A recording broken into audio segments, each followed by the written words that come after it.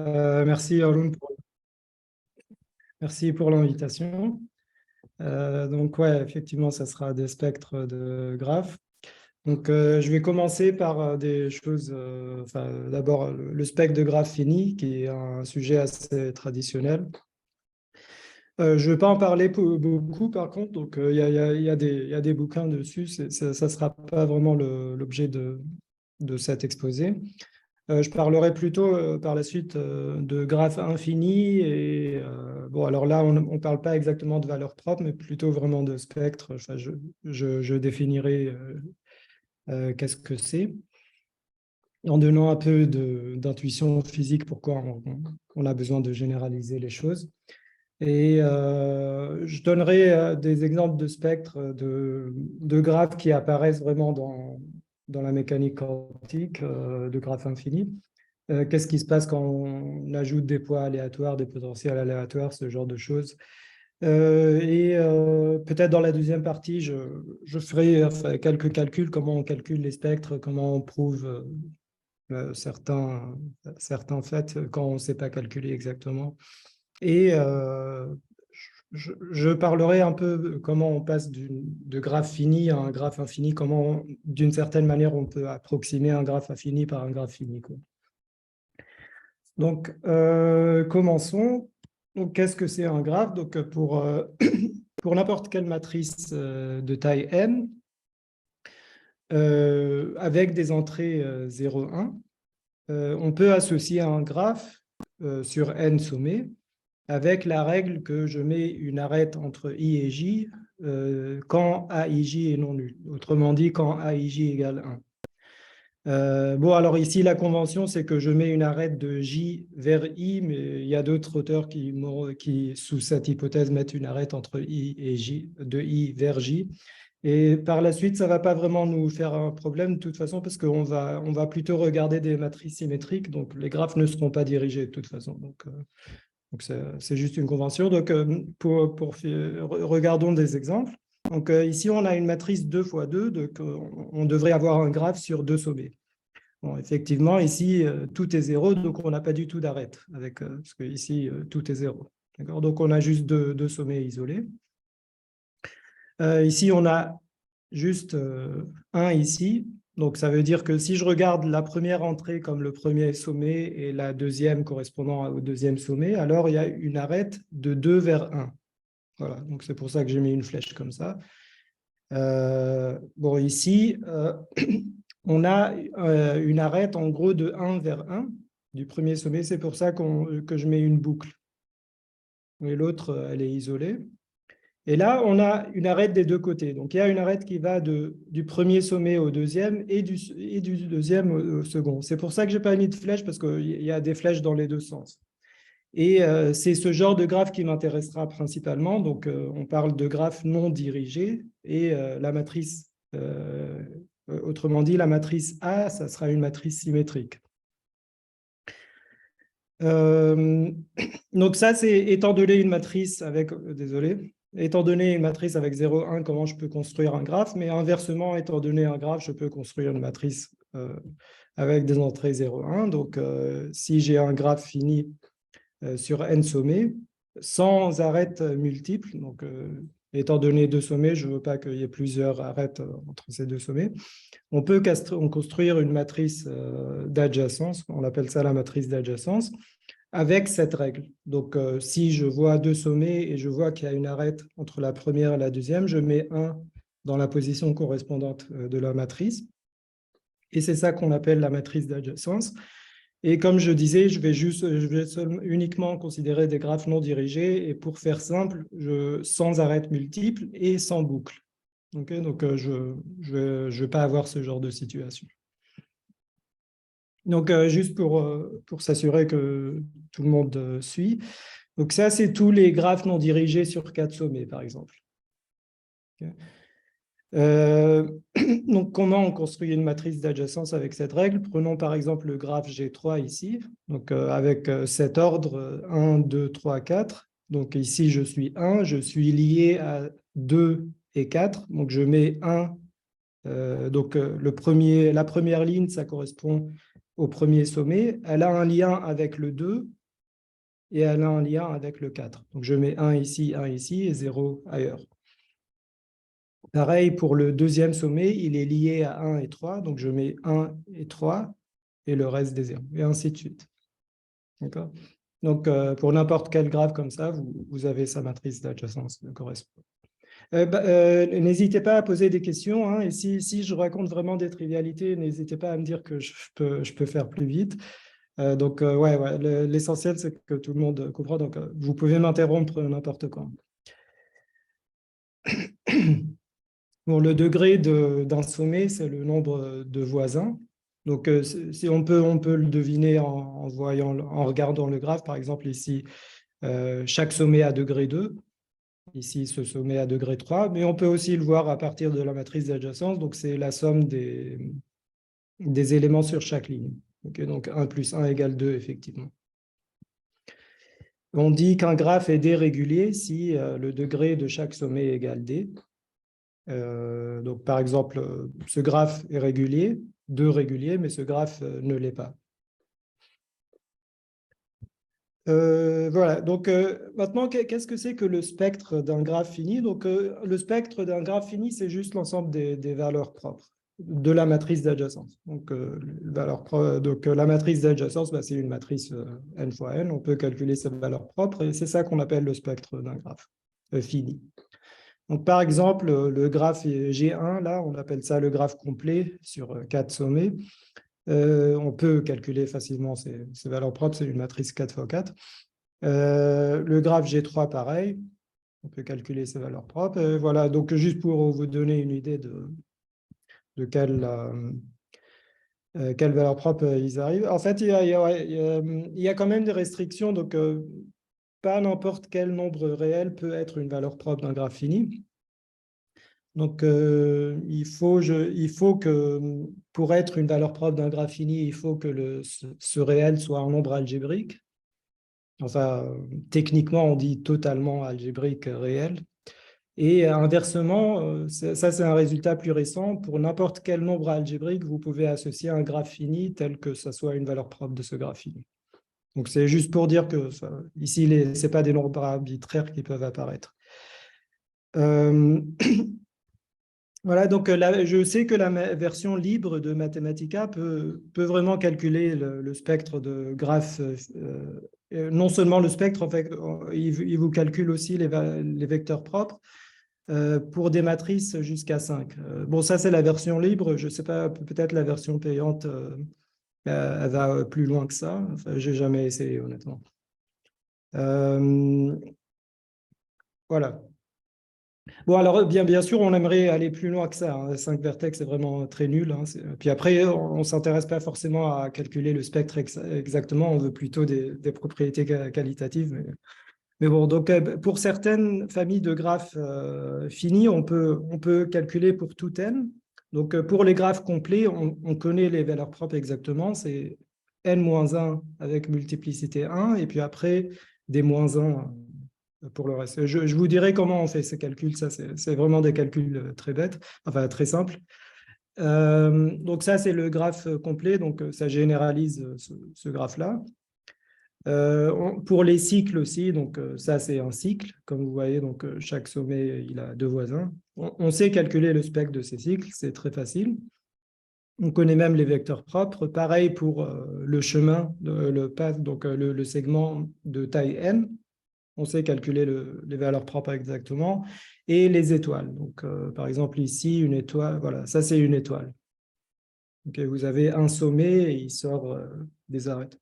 Ça aussi, c'est très facile à calculer à partir de la matrice d'adjacence. Mais après, bon, pour d'autres graphes, c'est beaucoup moins évident de faire des calculs. C'est pour ça que dans les références sur les graphes finis, en général, donc, je vous ai mis 2 bouquins si ça vous intéresse. Donc, ils regardent le spectre de graphe fini, mais l'idée n'est pas vraiment de calculer, de faire des calculs des spectres, mais plutôt d'étudier des propriétés spectrales. Donc,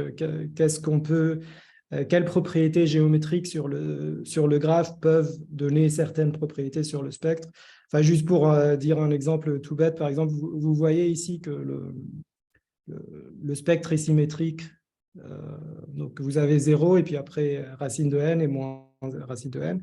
Donc, est-ce qu'il y a une raison combinatoire ou symétrique pour le fait que ça soit symétrique et ça, par exemple, ça ne l'est pas?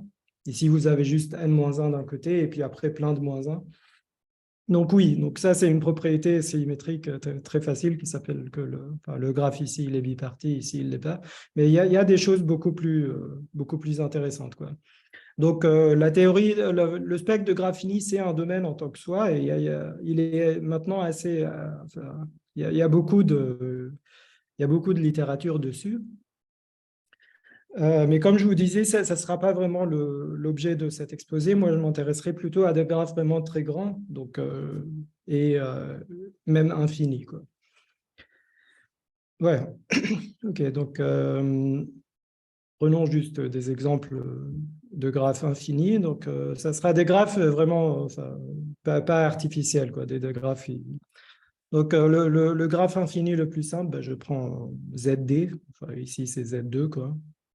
Je peux aussi prendre le réseau triangulaire. Alors, bon, tel que je l'ai dessiné, enfin, je l'ai dessiné pour faire des calculs. Enfin, c'est plus pratique, mais d'habitude, on fait une rotation un peu plus pour que ça soit plus visible. Mais enfin, vous voyez qu'il y a des triangles, donc c'est un réseau triangulaire, effectivement. Bon, donc dans les deux cas, c'est des graphes réguliers. Comme vous voyez ici, chaque sommet il a 4 voisins. Ici, chaque sommet il a 6 voisins. Il y a aussi, je n'ai pas dessiné, mais il y a aussi le réseau hexagonal, donc, ça, le genre que vous voyez dans des nids d'abeilles, par exemple. Donc, on peut aussi considérer ce genre de graphe. Un autre type de graphe, c'est les arbres. Donc, ça c'est vraiment un autre type. Enfin, donc, ici, par exemple, je vous ai mis l'arbre 3 régulier. Donc, qu'est-ce que c'est que cet arbre? Donc, on dit qu'on a un arbre si le graphe n'a pas de cycle, s'il est connexe et il n'a pas de cycle. Okay, donc ici, par exemple, ici, il y a plein de cycles, hein. Pour un arbre, il n'y a pas de cycle. Donc, alors, pourquoi je dis que ça, c'est très différent de ceux-là? Parce que ceux-là, enfin, en termes de géométrie, ils ont une croissance polynomiale. Si vous regardez la taille des boules, ici, la taille des boules, elle a une croissance exponentielle. Donc, en fait, ça influence beaucoup même le spectre. Voilà, donc, pour ces graphes, on a la matrice d'adjacence associée. On aimerait comprendre quels sont les spectres, en quelque sorte. Et on va définir ça. Voici d'autres types de graphes. Donc ça, c'est des réseaux, encore une fois, périodiques. Le plus simple, c'est de faire juste Z périodique. Donc le premier exemple, vous prenez juste un graphe fini et en quelque sorte, vous périodisez le motif. Ici, j'ai pris une échelle. Donc c'est un cas particulier de ce qu'on appelle strip en anglais. Enfin, donc je veux dire ici, j'ai pris la largeur de taille 1, mais je peux prendre la largeur de n'importe quelle taille finie et ça ne compliquerait pas les choses. En fait, c'est exactement, c'est très facile d'étudier le spectre de ça. Ça, c'est un peu, enfin, c'est une variation. Donc, j'ai mis des arêtes supplémentaires et on verra en fait que ça va influencer pas mal le graphe, le spectre. Voilà, donc on aimerait comprendre le spectre de ces choses-là et ce n'est pas couvert par la théorie des graphes finis, donc c'est assez différent. Voici d'autres types, encore une fois, de graphes infinis. Ces graphes-là, enfin, je les ai tirés de papier de maths physique, donc c'est encore une fois pas des graphes tirés du chapeau. J'essaierai peut-être de vous expliquer qu'est-ce que cet arbre il signifie. Mais donc, comment vous le construisez donc, si vous voyez, il a plein de bouts. On appelle ça des feuilles. Donc, juste pour comparer, dans cet arbre régulier, là, il n'y a pas de feuilles. Donc, je veux dire, on dit qu'on a une feuille si on a si on a un sommet de degré 1. Donc, il faut pas, ici, ça, ce n'est pas des sommets de degré 1, hein. L'arbre, il est vraiment infini. Donc, c'est juste que j'ai pris une partie finie pour pouvoir dessiner, hein. Donc, l'arbre régulier, tous les sommets ont degré 3. Mais ici, on a beaucoup de sommets qui ont degré 1. Okay. Donc, il y a un nombre infini. Donc, les 3 points, là, ça veut dire qu'il y a un nombre infini de sommets ici, il y a un nombre infini de sommets ici, et vous continuez comme ça. Donc, quand vous descendez d'un niveau à l'autre, ça devient régulier. Okay. Donc, ici, chaque sommet a 3 voisins, chaque sommet a 3 voisins, etc. Mais il y a un effet de bord qui est assez désagréable et ça va faire un problème assez sérieux sur le spectre. Donc, voilà. Donc, bon, ils appellent ça le canopy tree. Honnêtement, je n'ai pas trop regardé le papier. Enfin, je sais que ça existe, quoi, mais pourquoi ils appellent ça canopy, je n'ai aucune idée. Il y a un autre exemple, encore une fois tiré d'un papier. Donc là, c'est encore une fois un arbre. C'est presque la ligne Z, mais il y a des branchements de temps en temps. Et les branchements, ils sont assez distants. Donc, par exemple, ici, je vais brancher comme ça. Puis après, je vais marcher 4 et je vais faire un autre branchement. Puis après, je vais marcher 4 puissance 2, donc 16. Et puis après, je vais faire un autre branchement. Donc, c'est quasiment Z, mais vous faites des branches comme ça. Et on peut se poser la question, donc pour tous ces graphes-là, quels sont les spectres? Et est-ce que ça a un intérêt quelconque en fait, ou est-ce que c'est juste une question mathématique? Ok, donc je vais vous donner une prétendue intuition physique, mais comme je mets ici, c'est la façon dont je la comprends. Hein, parce que c'est donc peut-être que s'il y a des physiciens, ils me diront que je raconte n'importe quoi. J'espère que c'est pas le cas, mais bon, prenez ça avec un grain de sel, quoi. Donc, l'intuition physique est la suivante. Donc, considérons un Schrödinger sur L2 de RD. Voilà. Donc, ça, c'est le Laplacien usuel. Et ça, donc, V, c'est un opérateur de multiplication. On appelle ça un potentiel en physique. Donc, il sera toujours à valeur réelle. Et pour faire simple, supposons qu'il est borné. Enfin, ce n'est pas nécessaire, mais c'est juste pour s'assurer que c'est auto-adjoint. Bon, alors, qu'est-ce que cet opérateur représente? Donc, je vous rappelle votre cours de mécanique quantique. Le moins laplacien, il représente l'énergie cinétique, donc l'opérateur d'énergie cinétique, et V représente le potentiel.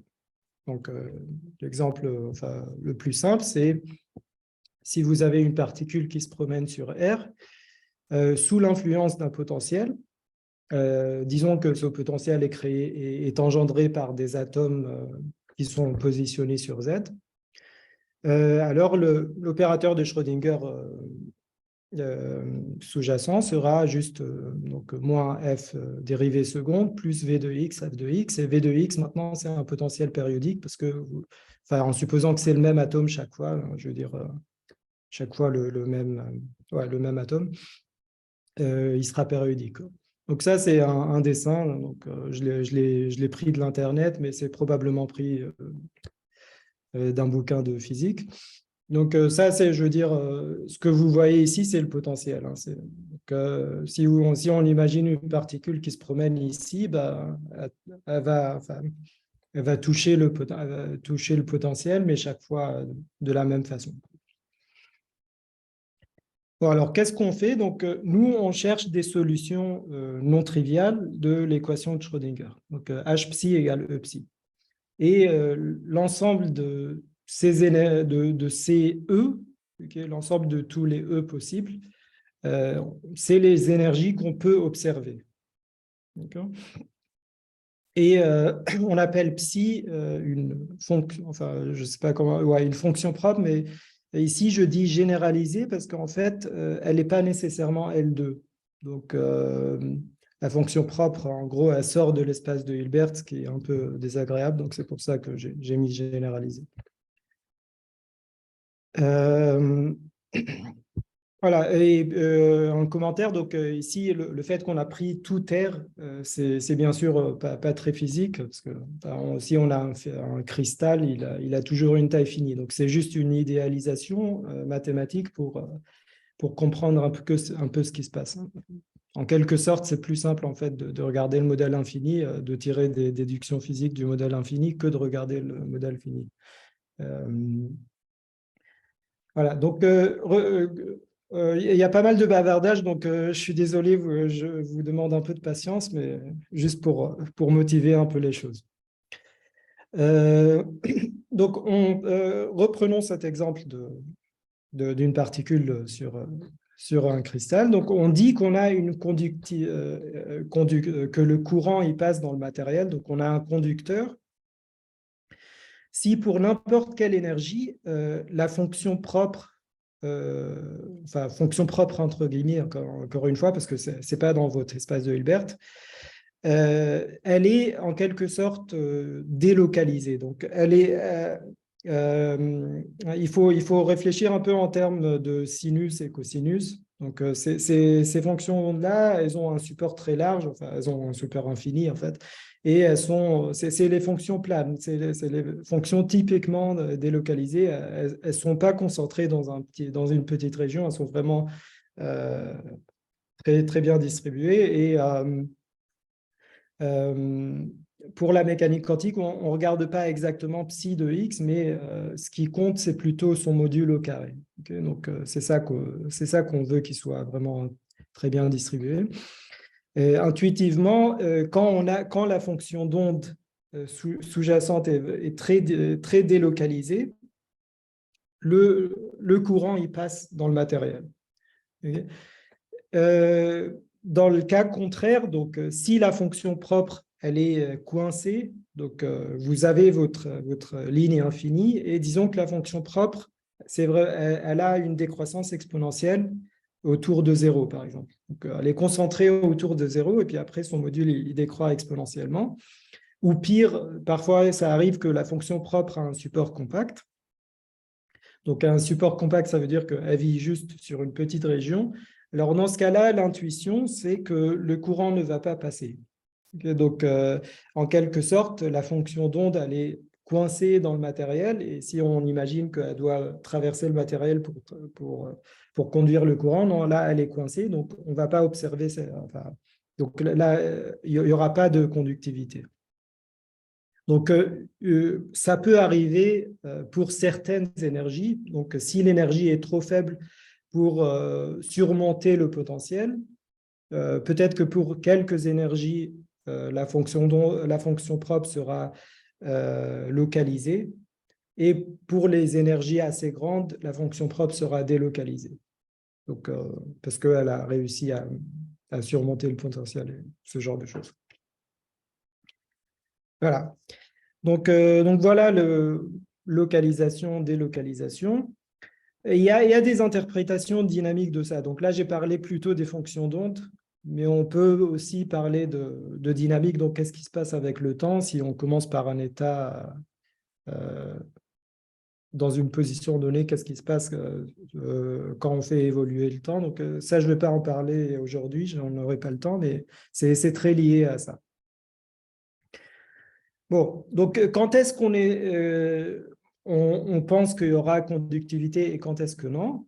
Donc, on pense qu'il y aura conductivité quand le matériau est très homogène. Donc, si on est dans un matériel libre, donc on a juste l'énergie cinétique sans potentiel, alors là, si le matériau est homogène, donc il y a rien qui va empêcher l'onde de se propager jusqu'à l'infini. Donc là, dans une évolution libre, dans un matériau homogène, on pense vraiment qu'on aura délocalisation. Les ondes auront tendance à se propager à l'infini. Pareil pour les potentiels périodiques. Alors là, l'intuition physique est peut-être un peu moins claire, mais en tout cas, c'est ce qu'on observe tous les jours dans les cristaux parfaits. Donc, les cristaux parfaits, ils peuvent conduire le courant, et là, s'il est parfait, le potentiel est vraiment périodique. Et par contre, S'il y a trop de désordre à l'intérieur du matériel, on pense qu'il y aura plutôt localisation. Alors, qu'est-ce qu'on entend par désordre? On peut interpréter ça de façon géométrique. Donc, le graphe, il est pas du tout transitif ou quoi que ce soit. Il est vraiment très, très chaotique. Ça, c'est une interprétation géométrique. On peut aussi interpréter au niveau du potentiel. Donc, peut-être que je suis sur Z, par exemple, mais je n'ai pas le même atome chaque fois. Donc, de temps en temps, j'ai des impuretés qui me donnent un autre potentiel. Alors, s'il y a trop bon, s'il y a quelques-unes, ça restera faisable, mais s'il y en a trop, on pense qu'il y aura plutôt localisation. Donc, on pense que le matériel sera un insulateur. Voilà, voilà. Et comme en général, on ne connaît pas justement les impuretés du matériel exactement, mathématiquement, on modélise ça par un potentiel aléatoire, puisqu'on ne connaît pas exactement quel potentiel il sera créé. Et là, on parle du modèle d'Anderson, quand on met un potentiel aléatoire. OK. Bon, on est presque fini. Donc, pourquoi je vous raconte tout ça, en fait? Parce que quand je parlerai de spectre, les E ne seront pas forcément des valeurs propres. Donc, j'essaye de vous dire pourquoi on regarde des choses qui ne sont pas des valeurs propres. En fait, ça apparaît naturellement ici. Si psi est une fonction propre, donc si psi est L2, alors là, E, c'est vraiment une valeur propre par définition. Mais comme je vous dis ici, parfois psi ne l'est pas. Elle n'est pas L2. Alors, dans ce cas-là, on n'a pas de valeur propre, mais E reste une énergie qui a un intérêt physique. Donc, ça serait bien de comprendre qu'est-ce qui se passe. Donc, c'est pour ça que j'essaye de vous dire un peu. Et cette intuition aussi nous guidera pour imaginer quels seront les spectres. Est-ce qu'ils auront des valeurs propres ou non? Voilà, donc mathématiquement, si une onde est délocalisée comme le sinus, bah, elle ne sera pas L2. Okay, donc, mais quand même, elle peut être une fonction propre généralisée en quelque sorte, parce que psi double prime, bah, ça vérifie l'équation de Schrödinger pour le Laplacien. Donc, K carré ici, il est une énergie, mais pas une valeur propre. Donc, pour cet exposé, on dira que psi est localisé si psi est dans L2. Et dans ce cas-là, E est une valeur propre et qu'elle est délocalisée si elle n'est pas L2. Bon, ça, c'est vraiment un critère basique, mais on peut demander beaucoup plus pour qu'elle soit localisée, par exemple, qu'elle soit décroissance exponentielle ou quelque chose de ça. C'est ce qui arrive d'habitude. Mais bon, pour nous, on s'intéresse juste au spectre, donc on s'en fiche pour l'instant. Donc, dans ce cas-là, encore une fois, quelle est l'interprétation de E quand psi n'est pas dans L2? Alors, il y a une possibilité de s'en sortir, c'est d'élargir l'espace de Hilbert. Okay, donc, vous me dites, le psi n'est pas dans L2, bah, peut-être, par exemple, ici, il n'est pas dans L2 parce que son module, c'est presque constant, quoi. Donc, peut-être que je modifie l'espace de L2 en lui mettant un poids qui décroît exponentiellement. Enfin, non, plutôt, enfin, ouais, je modifie l'espace de L2 tel que ces fonctions appartiennent à l'espace de Hilbert plus grand. Donc, j'admets les fonctions constantes. Je peux même admettre les fonctions qui croissent polynomialement, ce genre de choses. Donc, c'est faisable dans certains modèles, notamment pour les opérateurs de Schrödinger, on fait ça parfois, mais c'est pas toujours satisfaisant. Et comme vous voyez, comme on va élargir l'espace de Hilbert, c'est pas très canonique. Donc, il faut faire attention à ne pas le faire trop gros. Et voilà, donc c'est pas, enfin, ça aide de temps en temps, mais c'est pas une chose qu'on fera tout le temps. Donc, il faut avoir une théorie générale. Et heureusement, cette théorie existe. Donc, on peut rester dans le même espace de Hilbert et donner un sens à eux. Et c'est ça qu'on appelle le spectre, justement. Donc, qu'est-ce que c'est le spectre? Est-ce qu'il y a des questions? Enfin, comme je vous ai dit, n'hésitez pas à poser des questions. Hein. Donc,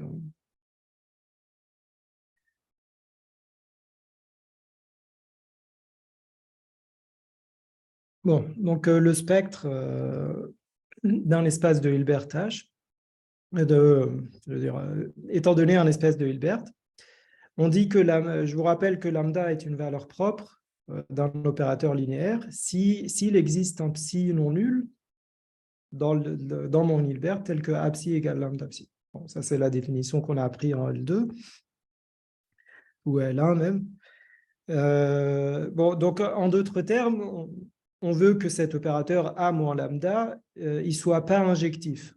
Parce que ici, ça veut dire que psi, il est dans le noyau de ça. Donc, donc, on dit que lambda est une valeur propre si cet opérateur n'est pas injectif. Et quand vous êtes en dimension finie, ce qui est le cadre de l'algèbre linéaire, c'est équivalent à dire que cet opérateur n'est pas bijectif. Parce que vous savez que si vous êtes en dimension finie, cet opérateur il est injectif si et seulement s'il est bijectif.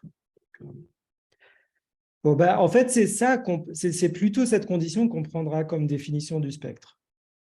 Voilà, c'est tout. Donc, pour faire simple, en fait, ici, je prends un opérateur linéaire borné, mais ce n'est pas du tout nécessaire. Hein. Donc, par exemple, le Laplacien, ici, il n'est pas du tout borné, hein, mais on peut lui définir son spectre. Donc qu'est-ce que c'est le spectre juste pour cet exposé où je parlerai juste de graphes, donc tout sera borné. Le spectre de A, c'est l'ensemble des scalaires tels que A moins lambda, en tant qu'opérateur de H dans H, n'est pas bijectif. Okay. Donc, سامحني يا شباب. ouais. سامحني انا ما نهضرش القوريه مليح بصح معليش تفضل. شوف يرحم والديك كي يكون الاي هذاك like in the Anderson model described by some random potential. What's the definition of the spectrum in that case? The same.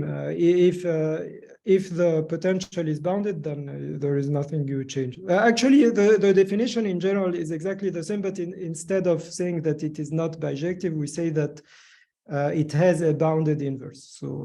So here I'm using this should be almost surely or omega by omega or to some. You should introduce. Yeah. So I will speak right? about the spectrum of the Anderson model later. Yeah. صحيح شكرا صح. Et donc, on reprend. Donc, ici, il y a une définition un peu plus générale du spectre où, au lieu de dire que l'opérateur est vraiment défini sur tout H, donc si vous avez des opérateurs qui ne sont pas bornés, vous regardez du domaine jusqu'à H et au lieu de dire qu'il n'est pas bijectif, enfin là, j'utilise le théorème du graphe fermé mais enfin bon. Pour cet exposé, cette définition nous suffira tout à fait. Donc, vous voyez, j'ai vraiment rien changé à la définition. Donc, si je suis en dimension finie, c'est exactement la définition d'une valeur propre, mais dès que vous êtes en dimension infinie, alors là, ce n'est plus le cas. Donc, on verra ensemble beaucoup d'opérateurs tels que lambda est une valeur dans le spectre, mais n'est pas une valeur propre. Et ça sera important, justement. Ok, donc prenons un exemple. Je vais prendre mon graphe, c'est juste une partition de l'intervalle 0,1, une partition uniforme. Donc l'ensemble des k sur n, où k il est de 0 jusqu'à n. Okay. C'est ça mon graphe. Étant donné psi dans L2 du graphe, bon alors ici L2 du graphe, bon, c'est un peu abusif parce que le graphe est fini, donc de toute façon la condition de sommabilité est trivialement satisfaite. Donc, c'est juste l'ensemble de toutes les fonctions de Gn dans C. Mais c'est quand même une notation qui est bien. Donc, voilà mon graphe. Je vais prendre un opérateur, le suivant. Mon opérateur, A psi à la position k sur n, je vais juste multiplier psi de k sur n par f de k sur n, où f est une fonction que je me suis fixée sur le graphe. Okay, donc, cet opérateur dépend de f. Donc, encore une fois, j'ai un graphe qui est à partition de 0,1. Et comment il agit? À la position k sur n, il multiplie ma fonction par cet objet, f de k sur n. Et je me demande quel est le spectre ici. Alors ici, j'ai un graphe fini, donc le spectre, c'est juste les valeurs propres. Et en fait, ça, c'est vraiment trivial, c'est juste une matrice diagonale.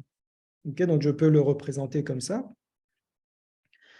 Vous pouvez vérifier, quand je multiplie cette matrice par ce vecteur, c'est exactement ça. Okay, donc c'est ce que j'ai au membre droit. Bon, et on a tous appris que le spectre d'une matrice diagonale, les valeurs propres, c'est les éléments sur la diagonale. Okay, donc le spectre ici, c'est toutes les valeurs de la diagonale. Ce qui m'intéresse ici, c'est que les valeurs qui sont sur la diagonale, en fait, c'est exactement l'image de f. Parce que f, elle va de Gn dans C, et l'ensemble des valeurs f de K sur n, c'est l'image de f. Okay, donc là, j'ai rien fait. Là, c'est de l'algèbre linéaire. Mais en fait, ça se généralise pour les espaces L2. Donc, en fait, si prenons pour faire simple X une partie de Rn, ou Rn tout entier, enfin, avec donc la topologie usuelle, la mesure de Lebesgue, et prenons une fonction continue. Maintenant, je vais définir un opérateur de multiplication, donc mf psi de x, on multiplie juste psi par f de x. Alors, dans ce cas-là, le spectre, ça sera la fermeture de l'image. Donc, par exemple, prenons l'espace L2 de 0,1. Je définis un opérateur m psi de x, c'est juste x psi de x. Okay, il multiplie la fonction psi par x.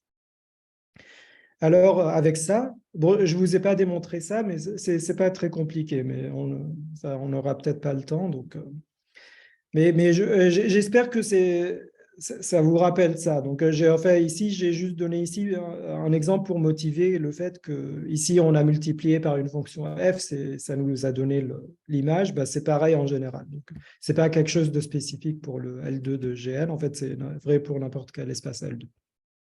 Et ici, on n'a même pas besoin de la mesure de Lebesgue, mais dans ce cas-là, il faut un peu modifier ça, mais ça sera l'image essentielle, mais ça ne change pas grand-chose. Voilà, donc si on admet ça, mon f ici, c'est juste x. Donc l'image de x sur l'intervalle 0,1, c'est l'intervalle 0,1. Donc si on accepte ça, le spectre de l'opérateur de multiplication, c'est l'intervalle 0,1. Mais en fait, m n'a pas de valeur propre. Pourquoi?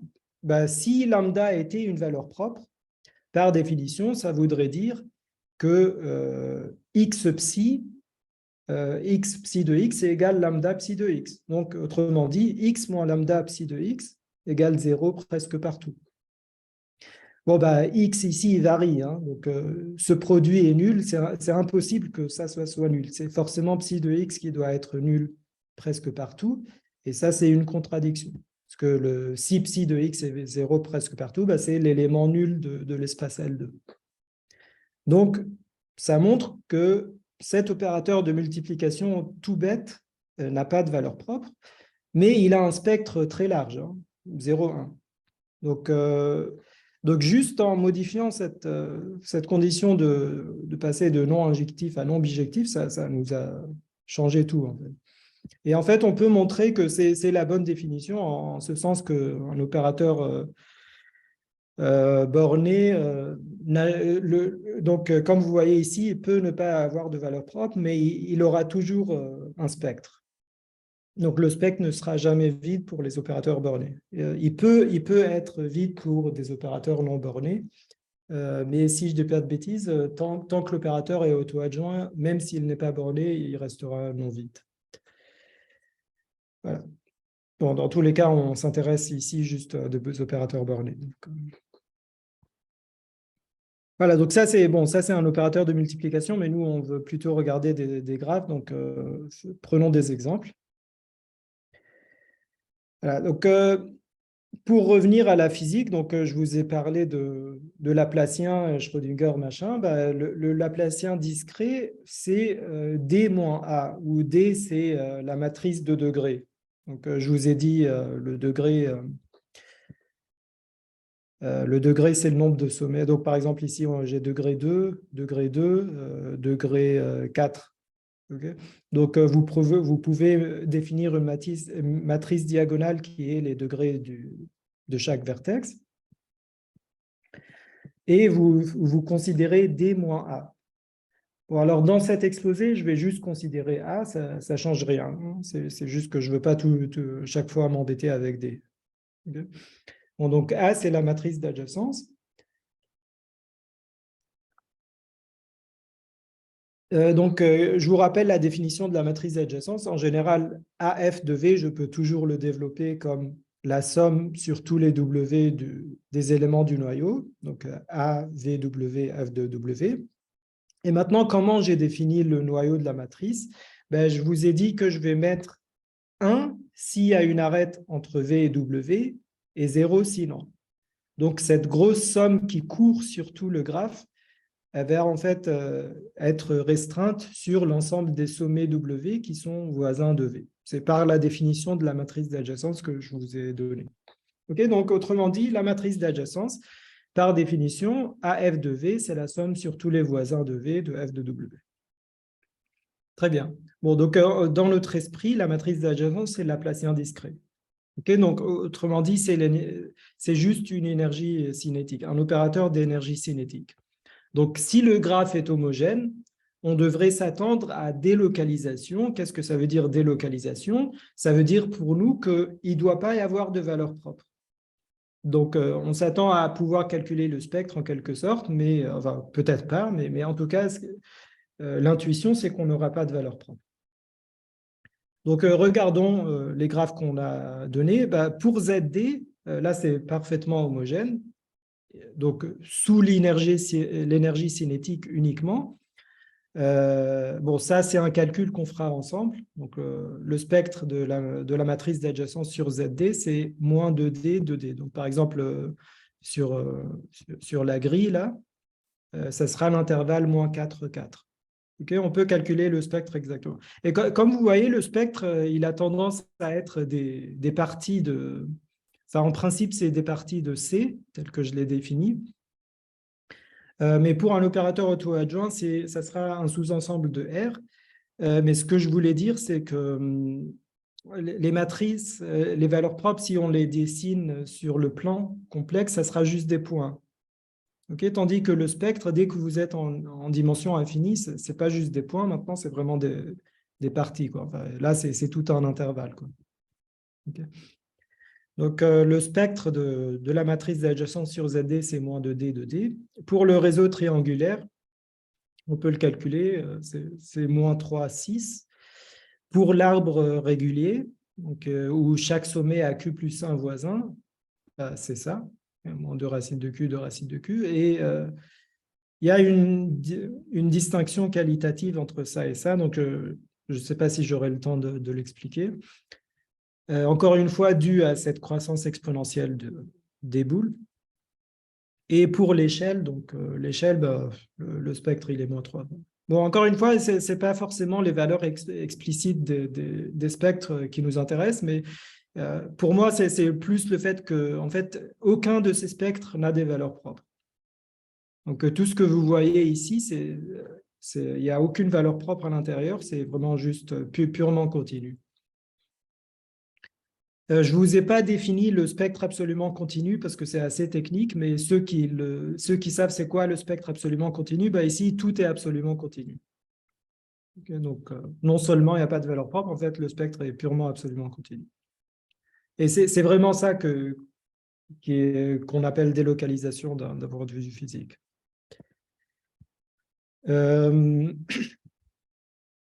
Pour le réseau de boîtes, là, donc, je vous ai dit, j'ai un peu fait, j'ai fait une variation. Ici, au lieu d'une échelle, j'ai mis des arêtes comme ça. Alors là, curieusement,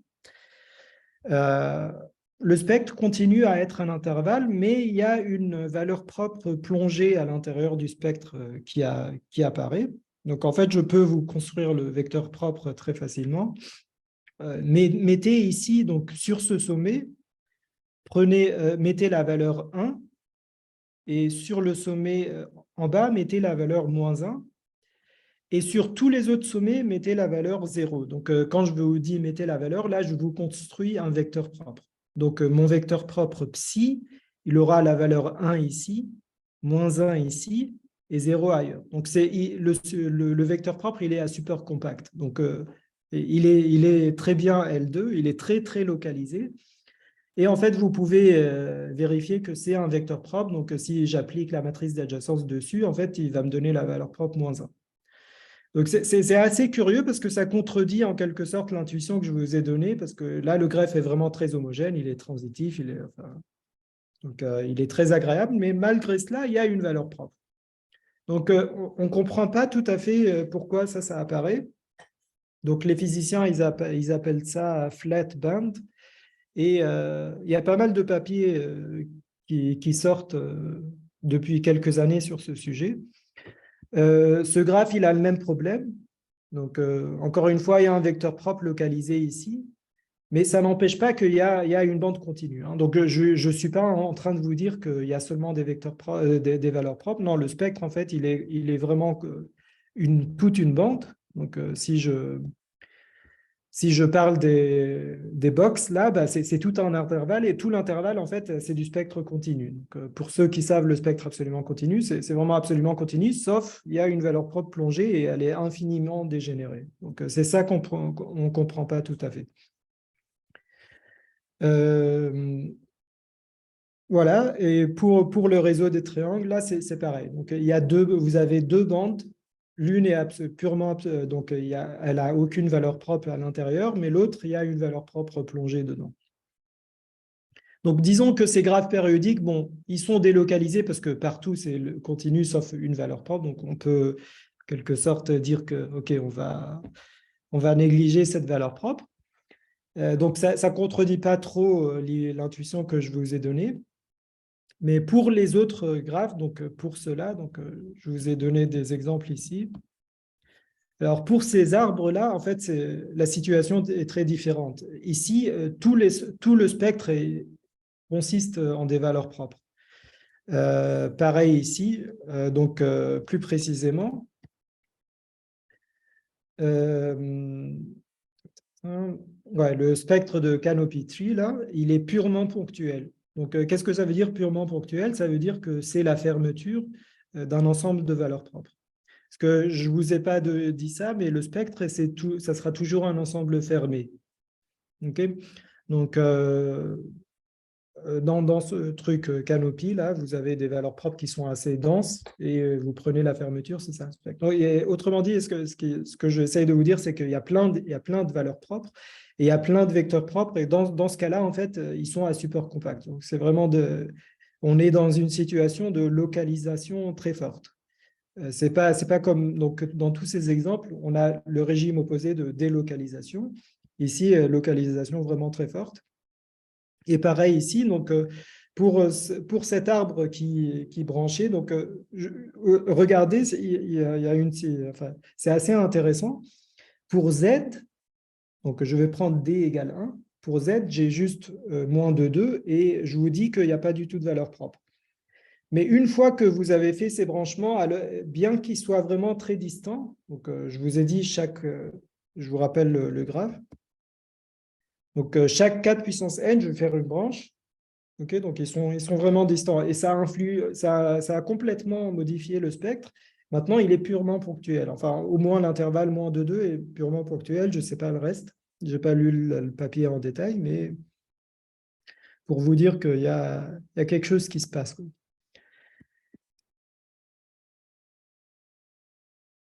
Voilà. Donc, cette théorie de graphe infini, ce genre de questions nous intéresse beaucoup. Pourquoi il y a des valeurs propres? Donc, ce n'est pas vraiment le calcul explicite des spectres qui nous intéresse, mais plutôt quand est-ce qu'il y a des valeurs propres, quand est-ce que le spectre est absolument continu, qu'est-ce que ça signifie, pourquoi il est continu, pourquoi pas, etc. Donc, dans tous les exemples précédents, j'ai juste parlé de la matrice d'adjacence. Donc, intuition physique, on parle juste d'une particule qui se balade sous son énergie cinétique.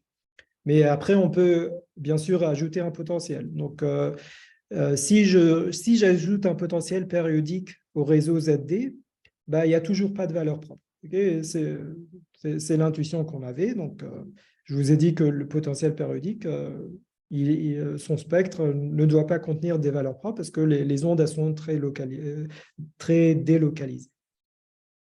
Pareil pour le réseau triangulaire, si j'ajoute un potentiel périodique, ça ne va pas créer des valeurs propres. OK. Alors, attends, je vais juste voir, il est quelle heure? OK, donc est-ce qu'on fait une pause maintenant, par exemple? Si tu veux, oui, on peut faire une petite pause 5 D'accord. minutes. Oui. OK. Bah, prenons une pause.